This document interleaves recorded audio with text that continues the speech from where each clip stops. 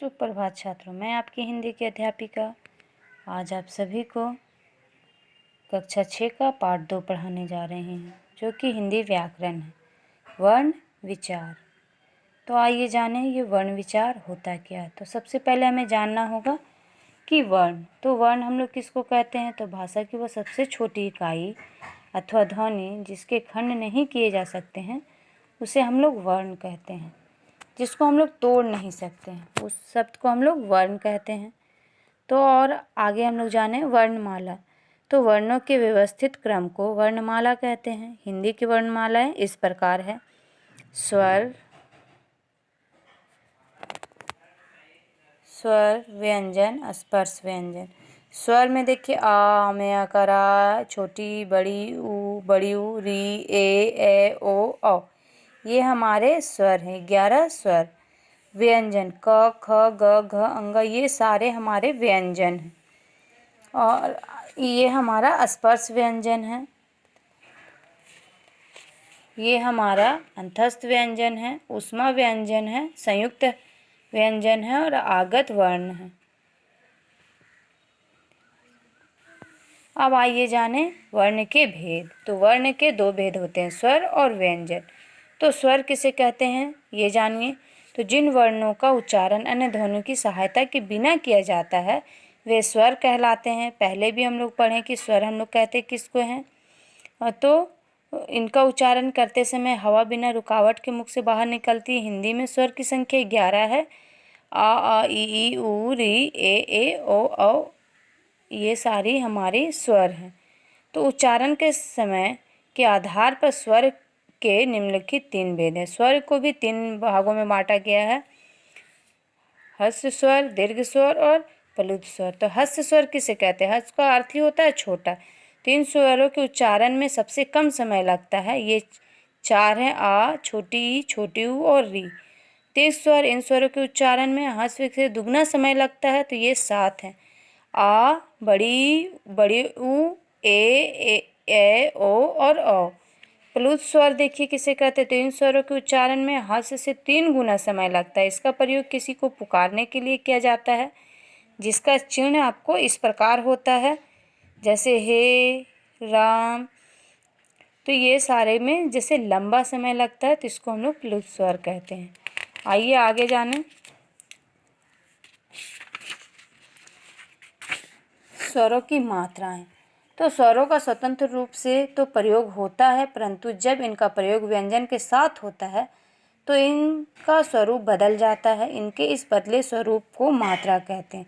जैसे जो स्वर है आ, मकरा, ई ऊ, जब इसका व्यंजनों के साथ लगाकर प्रयोग किया जाता है तो उसको हम लोग मात्रा कहते हैं। जैसे छोटी ई की मात्रा, बड़ी ई की मात्रा। तो ये सारा चीज़ यहाँ पे दिया हुआ है, आप लोग ध्यान से देखिए और आप लोग को बिल्कुल समझ में साफ साफ आ जाएगा। मान लीजिए इसका प्रयोग अब आम, आ की मात्रा का प्रयोग हुआ यहाँ पे। ईस, ईख, जिन, ये सारी मात्राओं का प्रयोग हुआ है। तो आयोगवाह, आयोगवाह हम लोग किसे कहते हैं? योग ना होने पर जो भी साथ रहे वो आयोगवाह होता है।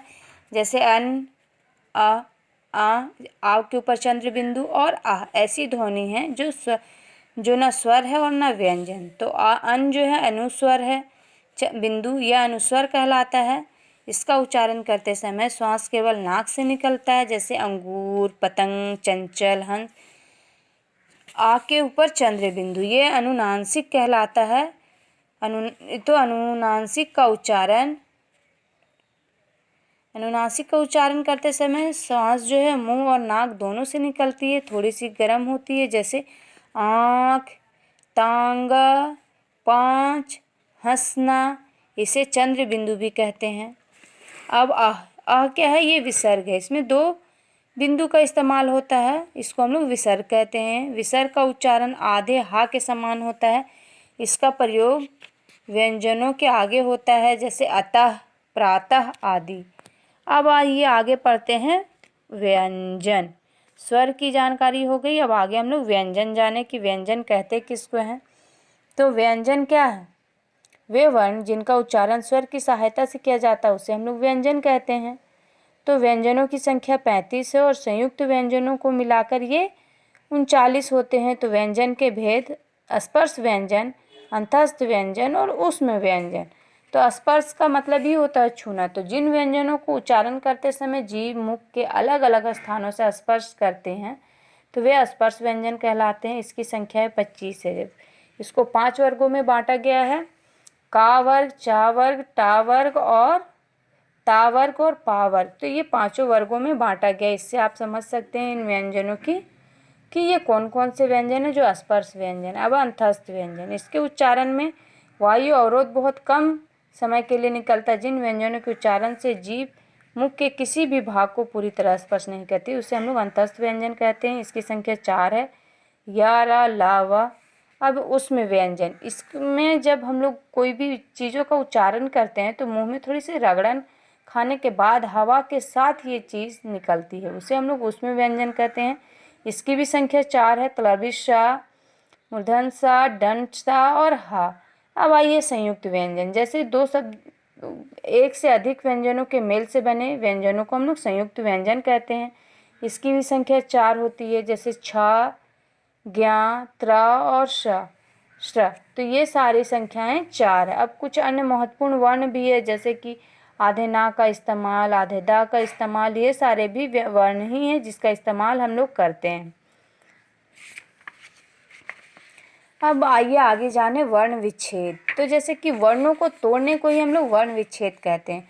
मान लीजिए 4 वर्ण मिलाकर एक जो भी शब्द बना है उसको हम लोग कैसे तोड़कर अलग अलग करेंगे। तो जैसे बर्तन, तो ब प्लस अ प्लस रा प्लस आ प्लस ता प्लस आ प्लस ना प्लस। तो ये हो गया हमारा वर्ण विच्छेद। तो इस प्रकार हम लोग वर्णों को अलग अलग करते हैं। तो इस प्रकार हमारा पाठ समाप्त हुआ। आशा करती हूँ कि आप सभी को अवश्य समझ में आया होगा। धन्यवाद।